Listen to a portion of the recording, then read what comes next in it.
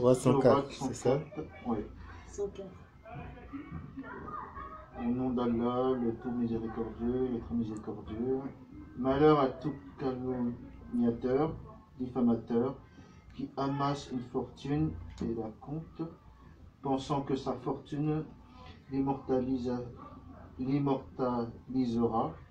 mais non, il sera certes jeté dans la Utama, je crois que je vais peut-être l'en faire, je sais pas, et qui te dira ce qu'est la Utama, le feu attisé d'Allah qui monte jusqu'au cœur et se refermera sur eux en colonne de flammes étendues. Eh ben, Ouais, bah, je me disais, ouais, Non, mais il y a au moins une chose d'essentiel, c'est que les calomniateurs, diffamateurs sont mal barrés, puisqu'ils sont maudits. Alors on voit que Utama est un des noms de l'enfer. oui. Mais c'est quoi, calomnier, c'est quoi? La définition française, Ah, c'est ça quoi? c'est très clair. Calomnie. Et il y a médisance et calomnie. Mhm. Médire, c'est dire un mal vrai. Mm. Et moi, je sais pas, un tel comprend rien aux mathématiques. Je dis, il comprend rien aux mathématiques. Je dis du mal de lui, mais je mens pas. C'est une médisance. Bon, si en fait il est bon en mathématiques et je dis il comprend rien en mathématiques, là c'est une calomnie. Oui, d'accord. Bon. D'accord. Et est-ce que vous pensez qu'on est des calomniateurs Hein? ou des diffamateurs? Je veux savoir, quoi. Est-ce qu'on se retrouve dans l'un ou dans l'autre? Parce que... Non, hein, le calomniateur, donc, il dit un mal qui n'existe pas. Oui. Et le diffamateur, c'est quelqu'un qui nuit à la réputation. Mhm. Fama, en latin, ça veut dire la renommée. Mhm. Bon, je pense qu'on est ni dans l'un ni dans l'autre, hein, enfin. Moi, je m'inscris en tout cas beaucoup plus dans la sourate 103. Je suis à la recherche de la Nous, on est à la vérité. recherche, on se pose des questions, on est à la recherche. Je ne veux pas croire On pourquoi, n'est je pas contre, veux on pense d'une fort, certaine on manière, veut en fait, savoir. je veux me poser la question, est-ce que c'est vraiment Dieu, est-ce que c'est vraiment Allah qui a dit ça? Est-ce que c'est important pour ma foi de petit musulman, enfin, voilà. Donc, on ne va pas m'en vouloir pour ça, quoi. Non, petit musulman. Donc, voilà. C'est ce qu'il a dit. lui. Malheur à tout calomniateur, diffamateur, qui amasse une fortune et la compte, pensant que sa fortune l'immortalisera. Mais non, il sera certes jeté dans l'enfer, enfin. Oui. Exact. Et qui te dira ce qu'est l'enfer, enfin le feu attisé d'Allah, Qui monte jusqu'au cœur. qui monte jusqu'au cœur. Il se renfermera sur eux.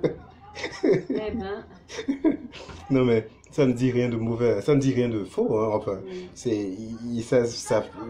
On a là la preuve que l'enfer, la notion d'enfer existe dans le Chez Coran, les dans le musulmans. Coran, et que ben Dieu jettera en enfer tous les calomniateurs et les diffamateurs. C'est évident Au moins, que ils la ont crainte divinité. Au moins, ils ont la crainte de l'enfer. Parce que beaucoup de personnes qui disent chrétiens, Ils n'ont déjà, pas peur. ils n'ont pas peur, ils disent même certains que l'enfer n'existe pas. Oui, Non, non, chez les musulmans, je sais qu'ils non ont mais beaucoup non mais peur de ça. non mais c'est un problème Pourquoi cette des histoire. bêtises, Enfin, Mais c'est trop ils ont facile peur quoi de- de dire Bon. que ça n'existe pas. Enfin, Ouais. Bon alors, la première phrase, hein, donc verset 1, 2, 3, parle des hommes qui amassent une fortune Mhm. et qui croient faire leur salut avec leur fortune. Mhm. Donc là, le texte dit malheur à ces gens-là. On peut dire ça aux capitalistes. Ouais, Mais pourquoi alors pas. moi, ce que je comprends pas, c'est que bon, le calomniateur, diffamateur et la personne qui amasse une fortune, c'est pas forcément la même personne. Ouais. Et là, c'est comme s'ils étaient la même. Malheur à tout calomniateur, diffamateur qui amasse une fortune et la compte, pensant que sa fortune l'immortalisera. Ouais, mais enfin. Non, je pense que ça tient. Hein. Là, on s'intéresse au pire cas, quoi. Non seulement il calomnie, il diffame, mais en plus il est orgueilleux, il ramasse, tu Je me vois, rappelle quelqu'un. il ramasse des sous, un mauvais businessman, quoi. Levé. Ah oui. Donc Il n'y a pas que lui, il y en a d'autres. ce type qui est mauvais sous tout rapport, il ira en enfer. Bon, voilà. Il est mal barré, quoi. Est-ce que chez les chrétiens, est-ce que les calomniateurs et les diffamateurs iront au paradis? Qu'est-ce que vous pensez, enfin? S'ils se repentis, S'ils se repentent. Ouais, s'ils S'ils se savent ce qu'ils ont repentent, fait, c'est pas bien, et s'ils se repentent, pardonnent, ouais. ouais. En tout cas, je pense Reconnaître que sa aussi faute bien, et- je pense aussi bien les chrétiens que les musulmans, la notion elle est la même, hein. C'est que tu calomnies, tu diffames, tu es avide de sous, tu n'iras pas au paradis, tu iras en enfer, quoi. Ça se rejoint. Dans la Bible, je pense, il y a un C'est ce qu'on appelait, passage. lui, Il y a un passage où Jésus disait qu'il sera plus difficile à un riche de passer par le trou d'une aiguille qu'il sera à un chameau de passer par le trou d'une aiguille, plus difficile qu'à un chameau, qui sera plus difficile à un chameau Non, de il est plus passer difficile à un riche d'entrer dans dans le le royaume des cieux cieux qu'à un chameau de chameau. passer par le trou d'une aiguille. Voilà. Donc, enfin, Bon. faut pas. Alors je précise que une aiguille, c'est pas l'aiguille à coudre. C'est quoi alors? Une aiguille, c'était une petite porte pour entrer à Jérusalem. Mhm. Une petite porte à l'intérieur d'une grande porte. Vous voyez de quoi je parle? Des petites portes qui étaient faites pour les humains. Mhm. Donc des portes qui hautes comme ça, quoi, tu vois. Mhm. Alors, c'est quand même pas pareil qu'un trou d'aiguille, quoi. Mais la leçon de cette, enfin, de cette parole, je suppose que l'idée c'est de se dire que plus on est riche et plus on n'a pas les soucis de Dieu, quoi. Enfin, la richesse devient notre Dieu, quoi. Et tu vois ça. facilement on devient orgueilleux, calomniateur. C'est comme dans le monde où on vit, les gens, combien de fois, les gens vont dire, ah, j'ai besoin de Dieu, j'ai l'argent et le matériel, c'est bon, ça me suffit. C'est ça. Voilà. J'ai pas besoin de spiritualité, j'ai tout. Maintenant, on peut être riche et avoir un cœur humble et pauvre. Donc, ça ne veut pas dire que tous les riches iront en enfer. Oui, bien sûr. Mais ça veut ouais, dire ouais. quand même que la richesse en elle-même, elle peut être en fait un blocage, un truc qui nous empêche de voir les réalités de Dieu. Enfin, La réalité de Dieu. Ben, si je dis malheur à celui qui amasse une fortune pensant que sa fortune l'immortalisera, c'est le riche qui donne énormément d'importance à son argent. mhm. Il y a un récit dans la Bible qui Oui. dit un riche, après avoir fait de très bonnes récoltes, il a remarqué que ses greniers n'étaient pas suffisants. Il les a cassés, en a construit de plus grandes et il a dit à son âme, bon, repose-toi, tu as de quoi manger pendant des années. Et Dieu de dire derrière, hypocrite, aujourd'hui même, on te réclamera ton âme. Oui. Et il s'est retrouvé comme ça. Je pense que ça rejoint un peu cela, ce passage. Bon, Qui veut lire le suivant? je passe à l'éléphant, sourate 105. Pourquoi l'éléphant? Pourquoi Vous savez Mais pourquoi il- est-ce qu'on l'a Il y a en renvoi 4. nommé éléphant? Ouais, n'as-tu pas vu? Un éléphant, c'est quand même énorme, hein, le truc. Oui, alors renvoi 4, titre tiré du verset 1. Autrement dit, on a appelé la sourate éléphant parce qu'il y a le mot éléphant dans la première ligne de la sourate. D'accord. N'as-tu pas vu comment ton Seigneur a agi envers les gens de l'éléphant? N'a-t-il pas rendu leur ruse complètement vaine et envoyé sur eux des oiseaux par volée qui leur lançaient des pierres d'argile? Et il les a rendus semblables à une paille mâchée. Ouais. C'est fait en bas. Les gens de l'éléphant. N'as-tu pas vu comment ton Seigneur a agi envers les gens de l'éléphant? C'est qui les gens de l'éléphant? Ben, c'est expliqué en bas. Renvoi 5. Oui. Voilà. Donc les Abyssins qui occupèrent le Yémen voulaient évangéliser l'Arabie tout entière. Et la Kaaba de la Mecque fut leur grand objectif. Oui, alors il faut savoir que à l'époque, l'Éthiopie, hein, l'Abyssinie et l'Éthiopie c'est la même chose, l'Éthiopie était un pays chrétien. Je crois que c'était le premier Bon, pays chrétien ou l'Arménie, je crois. en raison des entraves qu'il mettait au pèlerinage, un Arabe se vengea en profanant l'église de Sanaa. Sanaa, il me semble que c'est au Yémen. Donc un Arabe se vengea en profanant l'église de Sanaa Alors, le gouverneur abyssin, Abra, fit venir un éléphant de gigantesque taille et dirigea une grande expédition contre la Mecque. Le grand chef mécois Abdul Mutta, bon grand-père de Muhammad, le rencontra dans la banlieue et fit une grande impression sur Abraha. Celui-ci lui demanda ce qu'il voulait et Abdul Muttalib exigea seulement ses chameaux pillés par les Abyssins. À l'étonnement de l'envahisseur, il dit « Les chameaux m'appartiennent, donc je les réclame. Quant à la Kaaba, elle a son maître qui s'en occupera. » En effet, l'éléphant ne voulut pas marcher vers la Mecque, et des volées d'oiseaux vinrent lapider et détruire l'armée dont personne ne fut épargné. Lors de la révélation de cette sourate, environ 40 ans après, il y avait encore des témoins oculaires au sein des païens de la Mecque, ceux-là même qui ridiculisaient chaque verset du Coran. Eh bien. Donc ça suppose être quelque chose qui a été réalisé, enfin qui a été... Qui suppose. Oui, enfin, il y a eu des témoins oculaires de ce que, ben, il y a eu une affaire d'éléphant. Le chameau, l'éléphant, Et, ben, le grand-père de Mohamed, le prophète. Bon, enfin, moi, j'apprends que les Abyssins étaient chrétiens à l'époque et qui occupaient le Yémen et qui voulaient évangéliser l'Arabie. Bon. Alors, je reprends la sourate. N'as-tu pas vu comment ton Seigneur a agi envers les gens de l'éléphant? N'a-t-il pas rendu leur ruse complètement vaine et a envoyé sur eux des oiseaux par volée qui leur lançaient des pierres d'argile et il les a rendus semblables à une paille mâchée?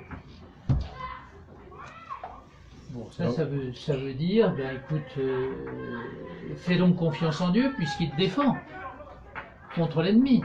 oui. Enfin, d'une certaine manière, on nous rapporte un fait qui est supposé être historique, quoi. Oui, Quelque chose qu'on atteste, dont on atteste la véracité. Mais qui aurait été révélé, c'est ça que je comprends pas. Si c'est un fait historique, à quel moment ça a été révélé? où ça? Enfin, c'est quand même, le Coran, c'est des trucs qui sont révélés, quoi. Où tu trouves le mot révélé? Non. Dans le livre, enfin, au début, on nous a dit le Coran n'a pas été écrit de main d'homme. Donc, c'est pas un livre de récits. Enfin, c'est pas un livre contenant des récits historiques. C'est un livre qui contient des prescriptions d'Allah. Et bien là, Allah parle aux croyants de l'islam. Et le rappelle, en fait, Et un fait il leur dit, historique. faites-moi donc confiance puisque vous avez vu comment j'ai traité vos ennemis. Oui. Je crois que c'est ça.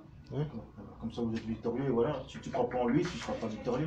Mhm. Là, ça me fait penser au côté hébreu. Mhm. Voilà, il faut être Dieu, je me souviens bien, dans l'Ancien Testament. Bah, il fallait qu'ils croient en Dieu, là, comme ça, vous aurez la victoire, et voilà. Mhm.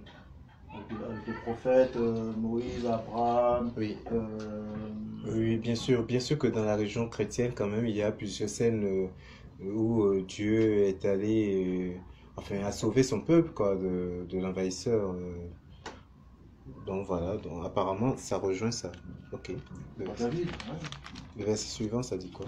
Le 106. Non? Non, La pardon. sourate 101. Sourate 101, le fracas.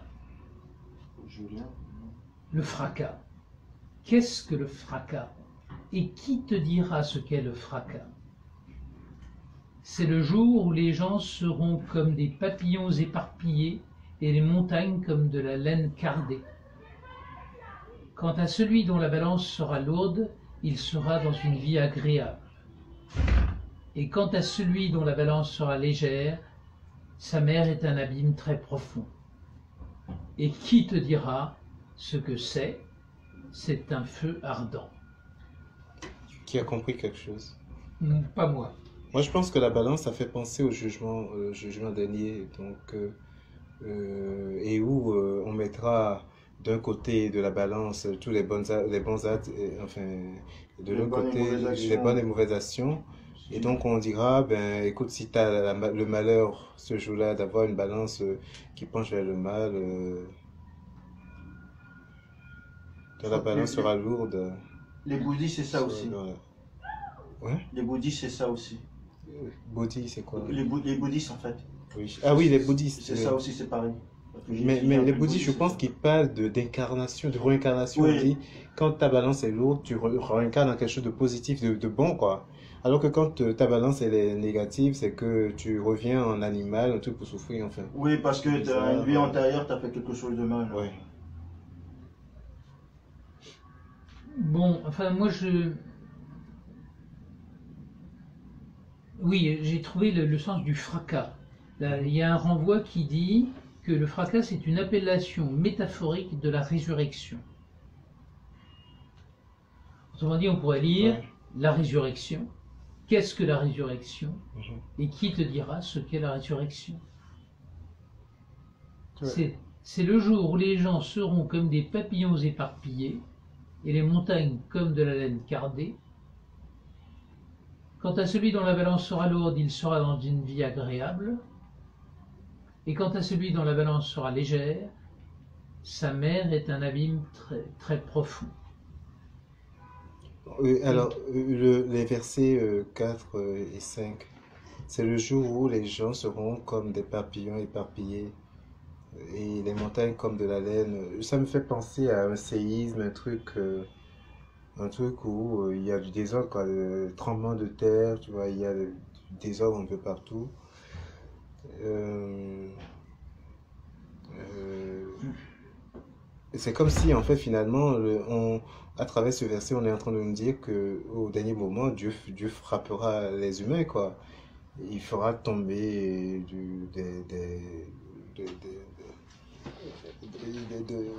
de la foudre, enfin, des trucs, et peut-être comment on dit ça? Météorites, c'est ça, enfin. Un peu comme ça a été le cas de Sodome et de Gomorrhe, enfin, l'histoire de Sodome et de Gomorrhe, où les villes ont été détruites. Donc, enfin, moi, j'ai comme l'impression que il y aura un très grand désordre. Et seulement ceux qui seront épargnés, ce seraient ceux qui auraient suffisamment accumulé du bien, quoi. Ceux qui auront la balance assez lourde. Sinon, si la balance est légère, eh bien, il y aura matière à regretter ces temps-là.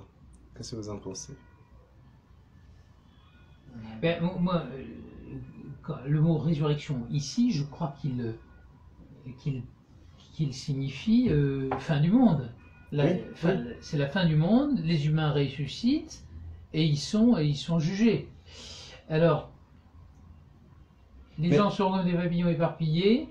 Comment on comprend ça? Ben, on imagine tous les humains qui sortent de terre, ça va faire un désordre impressionnant, quoi. D'accord. Bon, donc comme des papillons éparpillés, et les montagnes comme de la laine cardée, ben, là il y a... il me semble que la surface de la Terre sera sacrément secouée, quoi. Mais en fait, en quoi est-ce que en fait, d'un côté, on parle de résurrection, on suppose que les âmes vont ressusciter, il y aura du désordre. Mais en quoi est-ce qu'on a besoin de montrer que les montagnes aussi seront... ça me fait penser plus à des tremblements de terre, des trucs de fin du monde, quoi. Apocalyptique, quoi. Ben, là, moi, je pense que c'est bien une idée de fin du monde, hein. Je comprends, ce que je comprends, là, c'est qu'il s'agit du jugement dernier. Est-ce que je me trompe? Je sais pas. Oui, je pense aussi il s'agit du jugement dernier. Alors, ben, en tout cas, dans l'imagerie chrétienne, il y a un bouleversement de la Terre qui est associé à l'idée du jugement dernier. Mhm.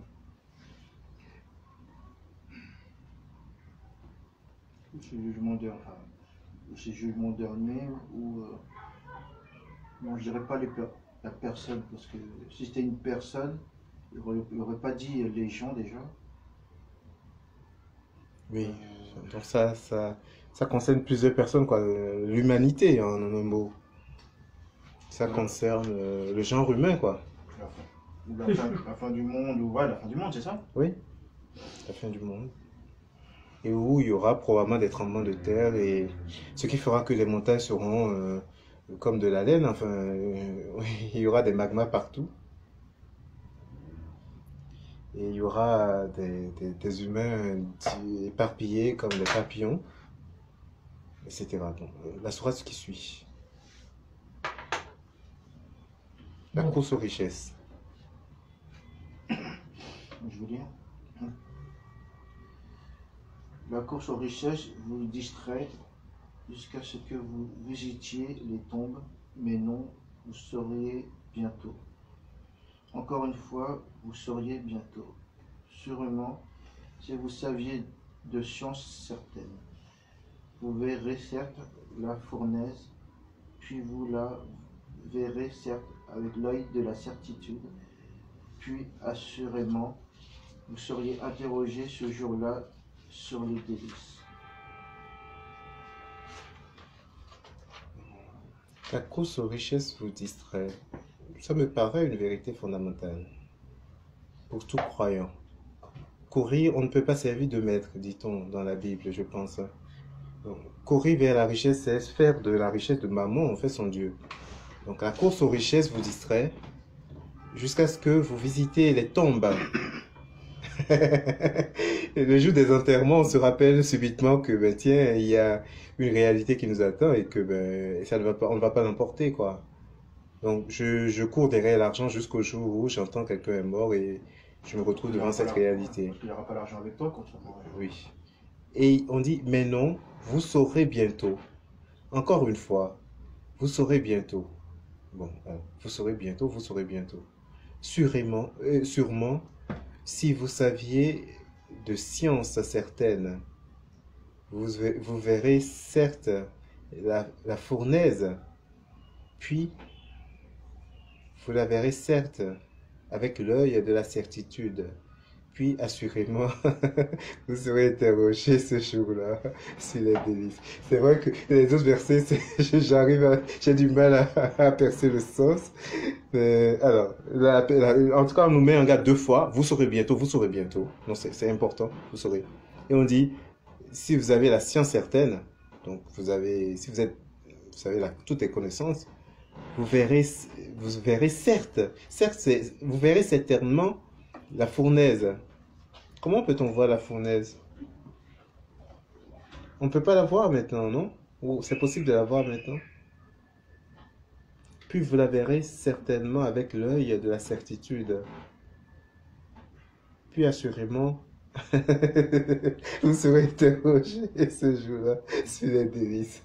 Je ne sais pas, j'ai du mal avec ce verset, avec cette sourate. Le début, je comprends, mais la fin... hein? Sur les délices, je ne comprends pas du tout. La lutte, en fait. Puis assurément. Est-ce qu'on est en train de dire qu'au fond, si on a une science parfaite, en fait, on pourra voir l'enfer, c'est ça ce qu'on essaie de dire? Parce que la fournaise, je suppose, c'est l'enfer. C'est l'enfer, la fournaise. La fournaise de l'enfer. Je crois, oui. Donc, si on a une science parfaite, en fait, si on est à un degré très élevé de la science, on verra la fournaise, même aujourd'hui. Et on dit avec avec l'œil de la certitude. Donc, on le verra avec certitude. Ça ne tient pas, quoi. Comment est-ce qu'on peut voir? En fait, est-ce que c'est une réalité spirituelle, en fait? Je pense, non? Un moment, j'ai pensé que l'enfer, c'était le cœur de la terre, enfin. Puisque au cœur de la terre, il y a le magma, enfin, qui fait penser, en fait, à ce milieu de feu qui... Mais on m'a dit que ce n'était pas très exact, quoi. Parce que c'est plus une réalité spirituelle que physique. Pour de la science, peut-être je décode mal, je sais pas. Sur la sainte, sûrement si vous saviez de science certaine. C'est-à-dire si on est sûr ou... Si on a une science assez évoluée, par exemple, on saura, quoi. Il est en train de dire, ta science actuelle, elle ne te permet pas de tout connaître. Si elle était au top, si elle était sans reproche, tu verras avec certitude que l'enfer existe, quoi. C'est comme ça je le Bon, comprends. écoutez, moi je trouve pas que le quotient intellectuel de Dieu soit très élevé. Euh, si c'est vraiment Dieu qui a pondu ça. Pourquoi? Non, je veux dire que c'est incohérent, quoi. C'est vrai que... Oui, oui, c'est incohérent. Moi, j'ai du mal à- C'est vrai, c'est incohérent, c'est vrai. Il faut oser le dire, quoi, c'est incohérent. Ça ne tient pas. Bon, le seul élément de sens que je vois là-dedans, c'est si vous ne vous occupez que de la course aux richesses, vous irez en enfer. On passe à la suivante. Alors, la 99, la secousse. Quand la terre tremblera d'un violent tremblement, et que la terre fera sortir ses fardeaux, et que l'homme dira qu'a-t-elle, ce jour-là, elle contera son histoire, selon que ton Seigneur lui aura révélé. Ce jour-là, les gens sortiront séparément pour que leur soient montrées leurs œuvres. Quiconque fait un bien, fût-ce du poids d'un atome, le verra, et quiconque fait un mal, fût-ce du poids d'un atome, le verra. Donc tout le monde le verra, en fait, finalement. Si, parce que, qu'on veuille ou non, l'homme, tantôt il fait du bien, tantôt il fait du mal. Donc si, là, c'est que, à travers la 7 et la 8, moi je tire la conclusion, tout le monde le verra. Ce qui... Quand ta tête tremblera d'un violent tremblement, et que la terre fera sortir ses fardeaux, Oui, alors là, il y a Autrement, un c'est magma. renvoi. C'est Fera sortir magma. ce fardeau, ça veut dire les enterrer. Mhm. Et que l'homme dira qu'a-t-elle? Eh bien évidemment, on s'étonne. Qu'est-ce qui se passe? Ce jour-là, elle contera son histoire, selon que ton Seigneur lui aurait révélé. Et ce jour-là, elle contera son histoire, selon que ton Seigneur lui aurait, enfin Allah lui aurait révélé. Ce jour-là, les gens sortiront séparément pour que leur soit montrée leur œuvre. Oh, ça fait penser au jugement dernier, en fait. Que dit les chrétiens par rapport au jugement dernier? Les œuvres, enfin, c'est... Moi, j'entends des gens dire couramment, on verra ça comme sur un post téléviseur, toute ta vie se défiler, quoi. Tout ce que tu as fait se défiler. Ce jour-là comptera. Enfin, je ne sais pas s'il faut s'attarder sur ce verset, hein, ça... Qu'est-ce que vous pensez de ça? On peut peut-être faire la suivante. On est dans la 99, là? Ouais. Oui.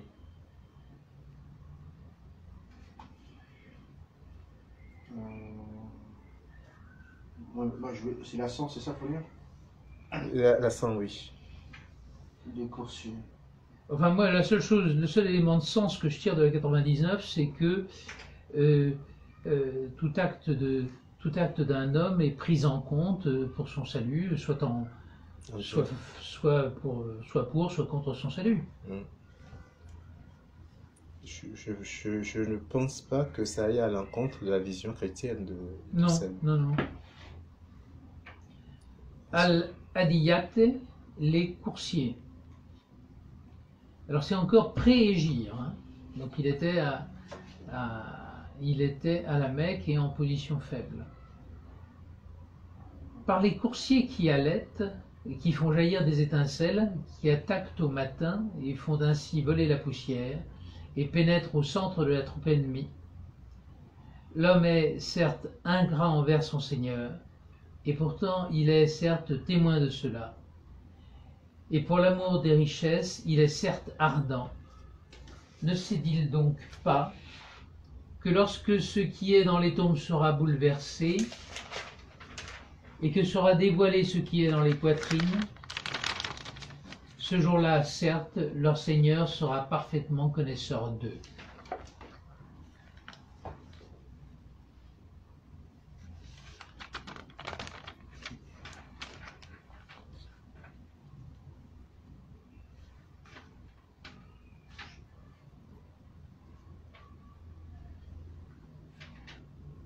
C'est bizarre, moi j'ai un problème de page, hein, parce que je ne retrouve pas la suite de ce que tu as lu.